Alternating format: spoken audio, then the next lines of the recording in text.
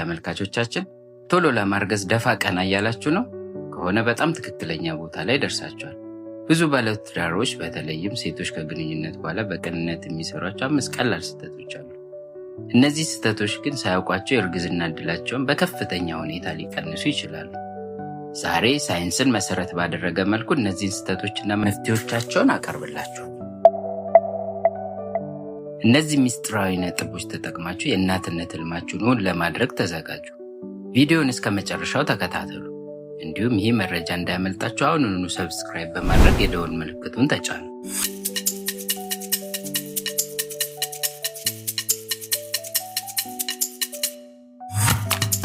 ብዙ ሴቶች ግንኙነት እንደተጠናቀቀ ለመታጠብ ወይም ወደ ዕለታዊ እንቅስቃሴያቸው ለመመለስ ይፈጥናሉ።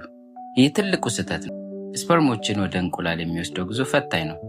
ወዲያው መቆብ የስበት ኃይልን በመጠቀም የዘር ፈሳሹን ከማህፀን እንዲወጣ ያደርጓል።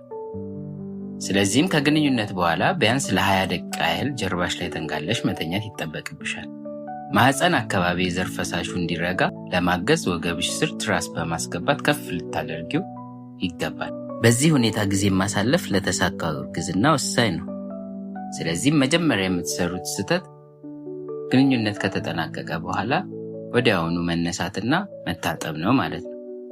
ሁለተኛው ከባዱ ስህተት የፒኤች ሚዛንን እንዲበላሽ የሚያደርገው ስህተት የተሳሳተ የንጽህና አጠባበቅ ነው። በፍጥነት የማህፀን አካባቢን በሳሙና ወይም በዶቺንግ የውስጥ ማጠብ ማጽዳት ሌላኛው ስህተት ነው። የማህፀን አካባቢ ያለው ተፈጥሯዊ ፒኤች ሚዛን ስፐርሞች በህይወት እንዲቆዩ በጣም አስፈላጊ ነው። እነዚህ ኬሚካሎች ሚዛኑን በማዛባት ስፐርሞችን ይገላሉ።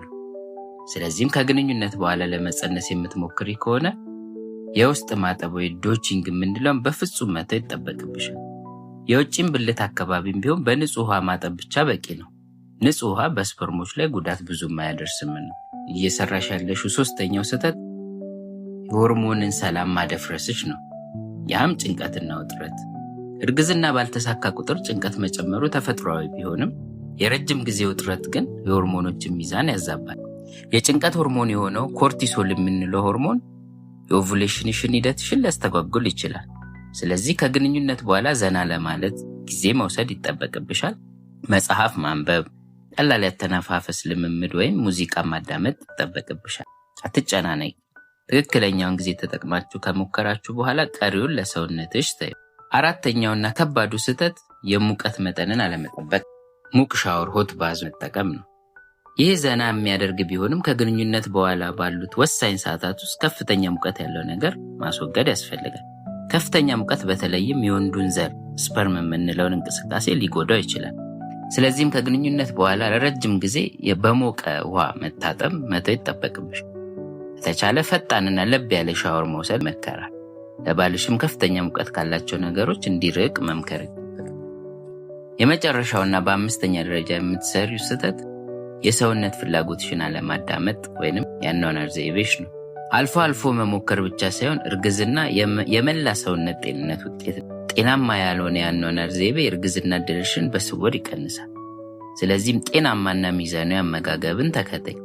በተለይም ፎሊክ አሲድ በብዛት የያዙ ምግቦችን አብዝተሽ ተመገቢ። የሲጋራ ጭስና ከመጠን ያለፈ አልኮል አጠቃቀምን በፍጹም ተይ። መጠነኛና ቋሚ የሆነ እንቅስቃሴን አዘወትሪ። እንግዲህ ቶሎ ለማርገዝ የሚረዱሽ 5 ወሳኝ ስህተቶችና መፍትሄዎቻቸውን አሳይቼሻለሁ። እነዚህን ነጥቦች ወደ ተግባር ቀይረሻቸው ውጤታማ ስትሆኚ ደስ ይለናል። እናትነት ጥረት ይጠይቃል፣ ግን የሚከፈል ዋጋ አለው። እነዚህን መረጃዎች ጠቃሚ ከነዚህ ስህተቶች መካከል አንዱን አስተካክለሽ ውጤት ካገኘሽ ከታች ኮመንት ላይ አሳውቂ።